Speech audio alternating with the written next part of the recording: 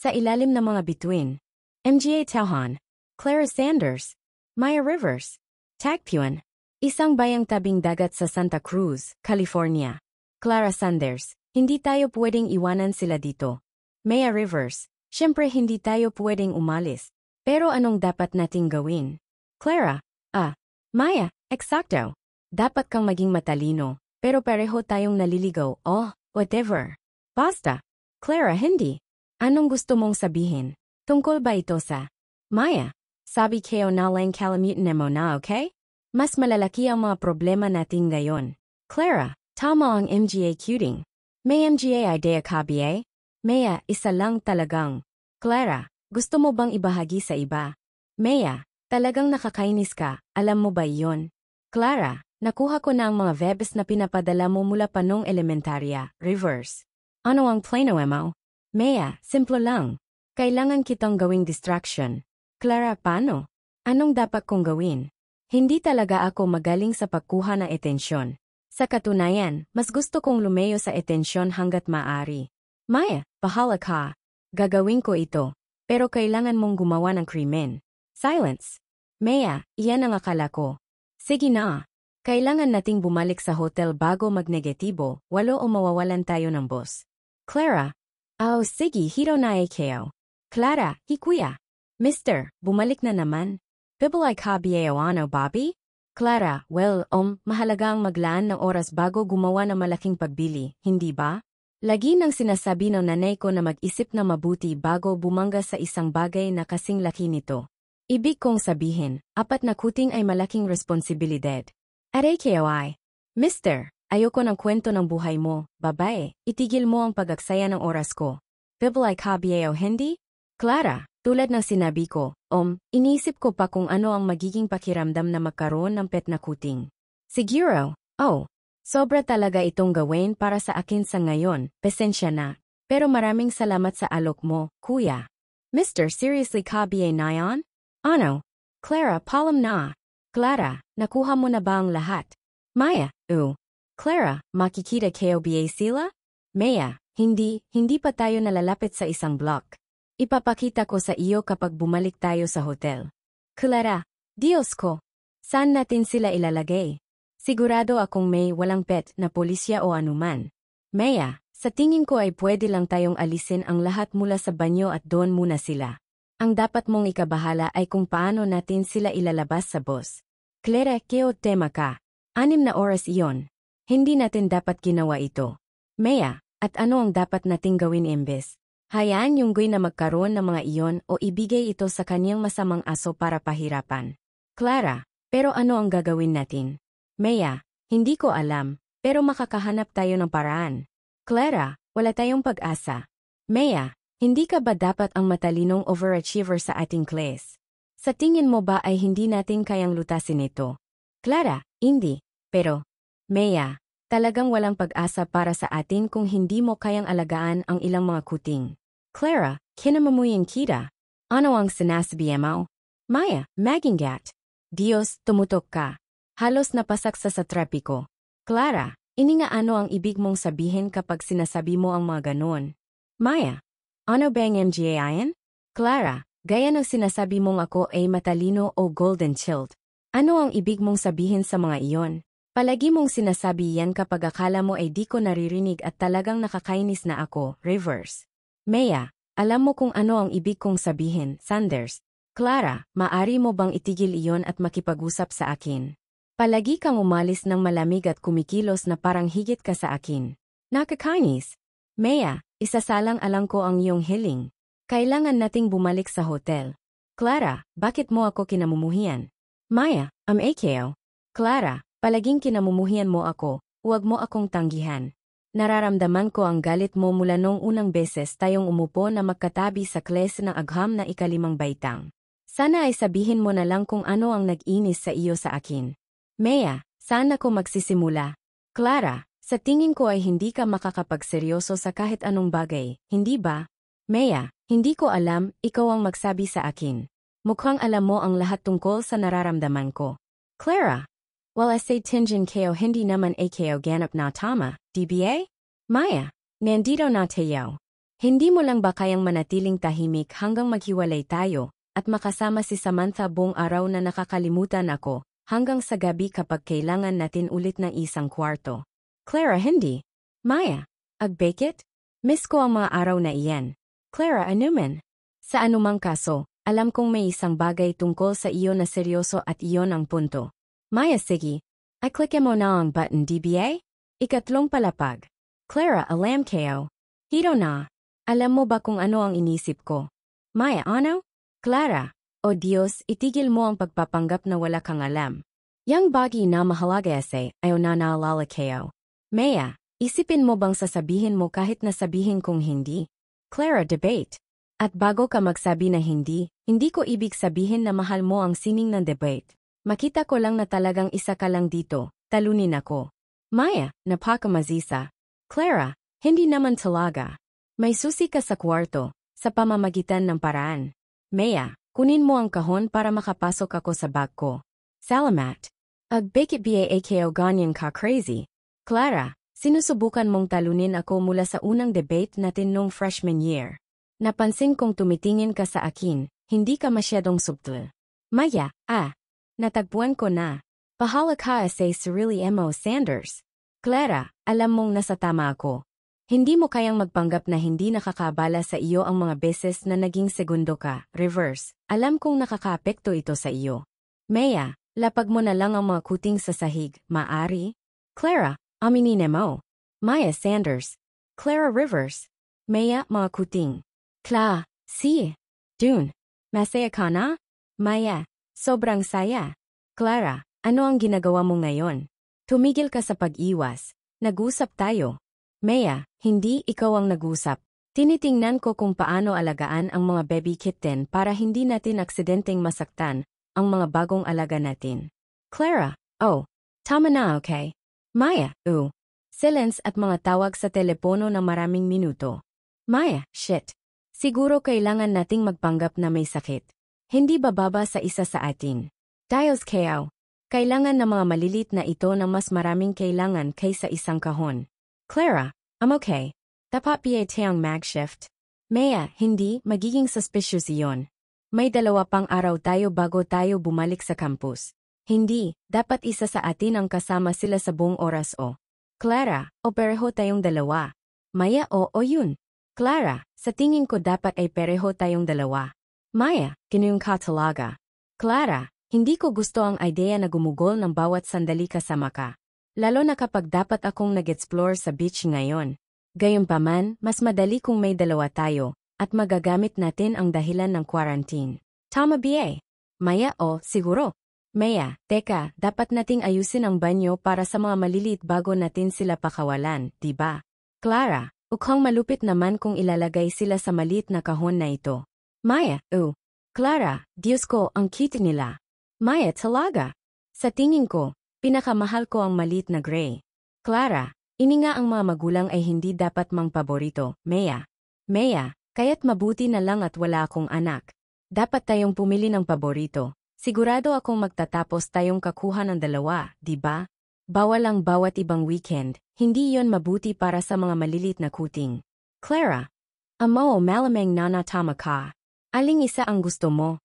Maya, aling isa ang gusto mo? Clara, hindi kayo pa alam. Maya, mayroon kang oras. May isip mo rin iyon. Malamang lahat sila ay magugustuhan ka sa huli, Little Miss Perfect. Clara, nagsimula ka na naman. Bakit mo ginagawa iyan? Maya, malamang dahil yan ang totoo, Sanders. Pasensya na kung nasasaktan ang iyong damdamin. Clara, alam mong hindi ako perpekto. Alam mo yan sa lahat ng tao. Maya, bakit mo naisip na napaka-ironic na wala nang makakapansin? Clara, napaka-harsh na iyon, Rivers, kahit para sa iyo. Ikaw lang ang tao na minsang tinalo ako. Alam mong hindi ako perpekto. Dahil sa iyo, lahat ng tao ay nakakaalam din. Bakit hindi ka makontento sa ganoon? Maya, kung alam lang nila. Clara, ano ang ibig mong sabihin? Maya, ibig sabihin ikaw ay joker, na kahit na dapat kitang minahal ng pabalik, hindi iyon nangyari. Hindi kailanman. Wala talagang halaga kung gaano pa ako kas mahusay sa iyo. Lagi kang higit pa sa akin. Clara, higit pa? Maya, higit na kakit-akit. Higit na perpekto. higit na palabas. Higit pa kakaiba. Clara, wala akong idea kung ano ang sinasabi mo. Maya, tiyak na wala kang idea. Kuha mo ang maliit na itim. Pupunta siya sa banyo. Clara, salamat. Bakit hindi ko maintindihan? Maya, kasi wala kang karanasan sa pagiging pangalawa. Clara, tumatawa siguradong nagbibiro ka. Maya, ano? Clara, tuwing nagkakaroon tayo ng kompetisyon sa high school, simula pa nung unang beses na nag-debate tayo nung sophomore year, hindi ko narinig ang katapusan. Wow, ang batang reverse ay kahanga-hanga, dapat mas maganda ang iyong pagugali, Clara. Narinig mo ang kanyang rebuttal, Clara, ang batang reverse ay sobrang eloquent.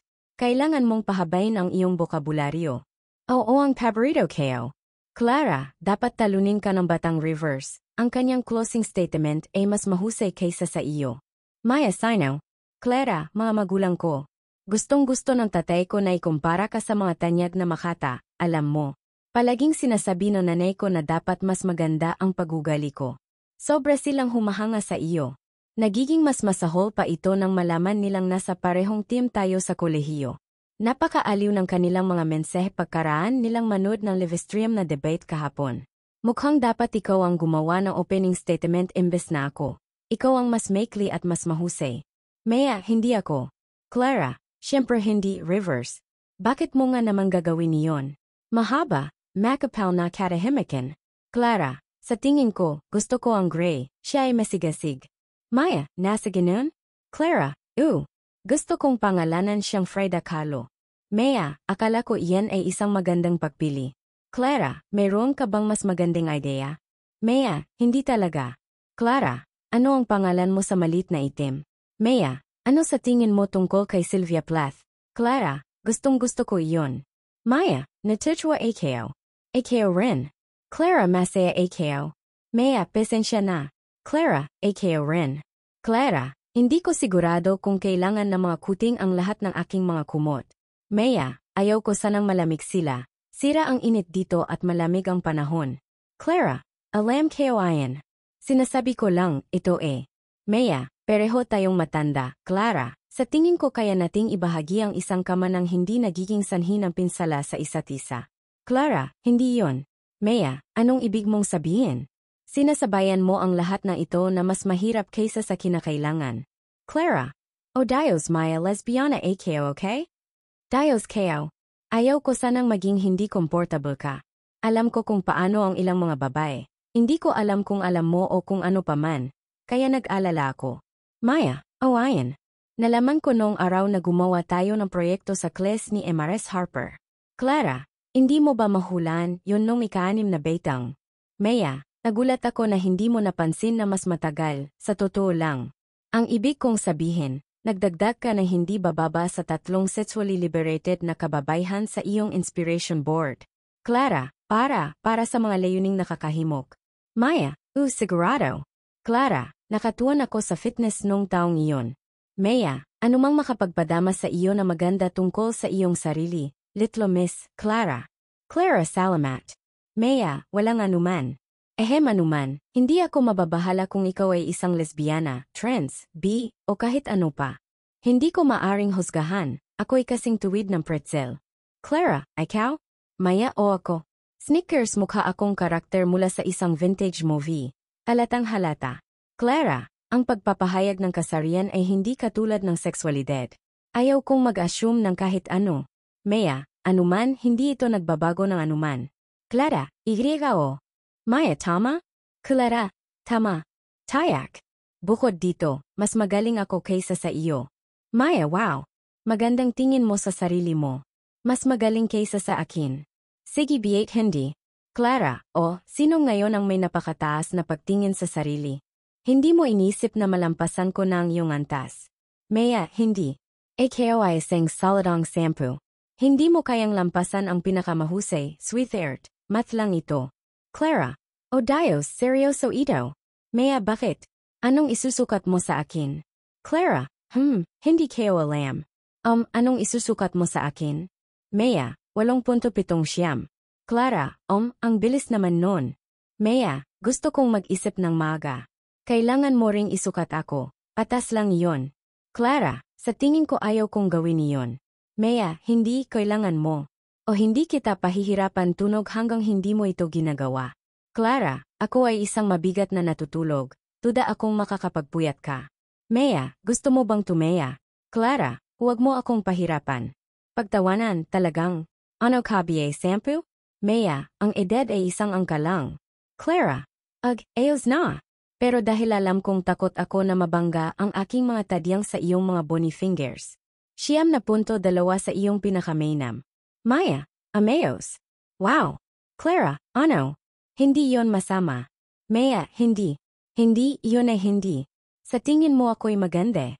Clara, o Dios. Huwag itong palakihin, okay?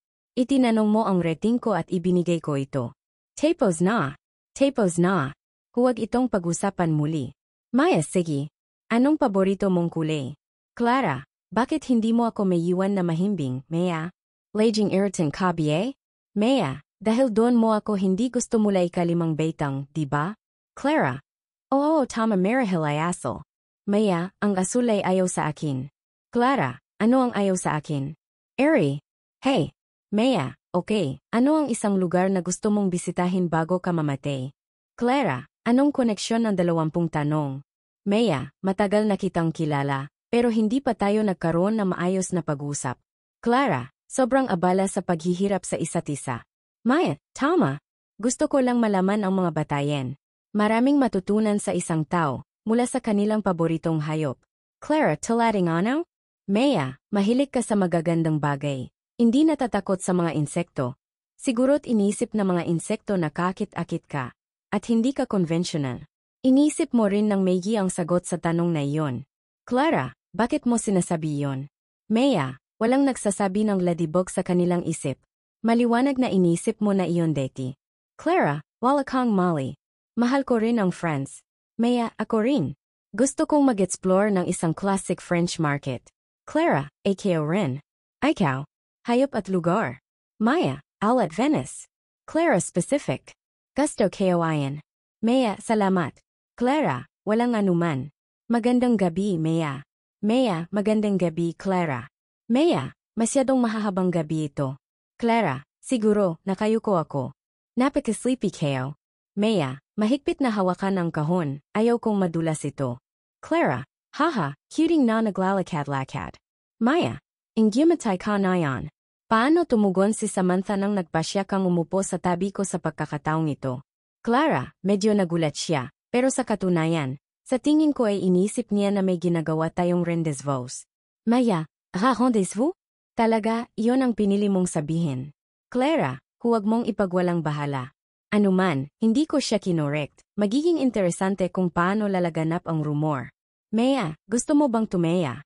Sa tingin ko magiging narinig ko na si Maya Rivers, ay ginugulo si Clara bago sila makakuha ng sila ng kwarto. Malamang nakagawad mula sa tagumpay. Clara, narinig ko na nag-ambag silang dalawa sa buong biyehe gaya ng mga pusang nakapahinga sa. Maya, magpakatatag, karibal, Diyos ko. Clara, halika. Maganda iyon. Maya, hindi ako sigurado kung mamimiss ko ang mga puns tungkol sa kuting. Hindi ako magsisinungaling. Clara, anuman, alam mo na mamimiss mo. Mamimiss mo ang lahat tungkol sa akin. Sobrang affectionate ko lang. Maya, kung ikaw ang nagsasabi. Clara, mamimiss mo ito, hindi ba? Mamimiss mo ako. Asay tingin kayo. Alam mo, pagkatapos ng lahat ng oras na ito. Maya, paano kayo hindi? Clara, talaga? Maya, talaga? Clara, sa tingin mo ba? Ibig kang sabihin, hindi kayo nararamdaman na. Maya, nanawan kayo. Hindi ko naisip na babalik kami sa date. Clara, hindi iyon. Alam ko yun. Maya, ano? Clara, Maya, anong ginagawa mo, Clara? Clara, kung okay ba kung? Maya, Sila ay naghahalikan. Maya, kaya. Okay. Wow. Kaya, hindi na tayo babalik sa pagditsa ng galit at puot, di ba? Clara, tumaduwas na hindi. Kailangan natin na mga malilit na isiping ngayon. Maya, seriously talaga, paano natin ipapahayag ang mga malilit na ito? Hindi natin sila pwedeng paghiwalayin, hindi sila mapaghihiwalay. Hindi ko kayang kunin ang 3, papatayin ako ng roommate ko. Clara, kaya malapit na matapos ang semester. Alam kong ligaya ito, pakisali lang ang abala. Pero baka makuha natin silang magkasama kung ako lang ang Maya. May husay na idea. Ayos. Clara, ayos? Maya. Bahala ka, Sanders. Clara, hindi ko alam na pwede kang maging ganito ka-soft, reverse. Maya, tumahimik ka na. Clara, ang iyong hiling ay aking sinasakatuparan. Buhay, ang hotel room, sa huli ng gabi. Puno ng kasiyahan at kanting kaguluhan habang siya ay nasa kanila, kuting estratehiya, habang naghahanda para sa hapunan. Maya, tumingin sa kanyang telepono okay, napakahalaga ang oras. Ako'y bababa para umorder at kunin ang pagkain natin. Bantayan mo ang mga bata. Clara, got it. Basta't huwag kang magtagal okay. Ayaw kong magalaw sila. Maya, at ayaw kong makipag-chat sa tagapamahalaw ko sa mga kuting sa kwarto.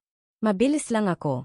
Sa isang mabilis na yakap at nakakainis na pagtulak, kinuha ni Maya ang susi ng kwarto at tumakbo palabas. Iniwan si Clara upang alagaan ang mga kuting. Habang nakatuon si Clara sa mga kuting, nakikita niyang nagbibigay sila ng paggulong, naglalaro at ginagambala ang kanilang bagong tahanan. Clara, nakadapa habang nanonood sa kanila napaka-cute niyo. Isang malit na itim na kuting ang tumalon sa kanyang kandungan at nahulog si Clara. Inahaplos ang malambot na balahibo nito. Clara, sigurado akong nahulog na ako. Biglang may kumotok sa pinto. Tumaas ang puso ni Clara, ano kung tagapamahala ito? Agad niyang kinuha ang itim na kuting at inilagay ito sa banyo. Clara, tolong about manahimik ka okay? Bumukas siya ng dahan-dahan ng pinto at nagpakita si Maya, nagdadala ng maraming pagkain at ginagawa.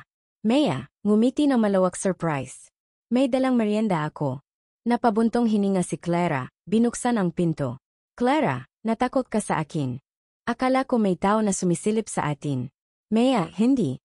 Ako lang ang galing gaya ng karaniwan. Nayon tulungan mo ako dito.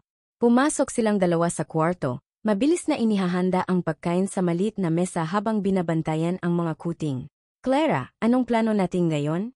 Maya, ilatag lang natin ang lahat, kumain ng mabilis, at pagkatapos ay bumalik sa ating pag-aral na session, di ba? Pwede rin nating bantayan ang mga kuting habang ginagawa ito. Dumating sila at nagsalusalo. Pinapahalagahan ang pagkain at nag-alaga sa mga kuting. Maya, matapos ang ilang sandali alam mo, hindi ito ang eksaktong inaasahan kung mangyari sa final week. Clara, tumatawa ako men. Pero nakakatuwa ito. Gumagawa ka ng magandang punto. Nawawala ang mood sa pagkakaroon ng kanilang mga maliliit na paligid. Habang kumakain sila, nag-uusap sila tungkol sa class, sa hinaharap, at sa kapalaran ng pagtatago sa mga kuting. Nabuo ang pakiramdam ng pagkakaisa na hindi nila inasahan. Clara, kumakagat alam mo, hindi ko palaging iniisip na ikaw ay higit pa sa aking kalaban. Maya, nanabigaw? At ngayon? Clara, ngayon? Nakikita ko na nagsisimula akong makilala ka. May mas higit pa sa iyo kaysa sa kompetisyon. Nakakatuwang makita na ang lahat ng ito. Maya, namimiss nakakahiya namang ikumpara mo ako sa iyo. Clara, nakatawa paano ko nalaman at hindi kita makanti. Maya, sa katotohanan talagang parang ang mundo ay naghahatag ng saya sa kabila ng ating kinakaharap.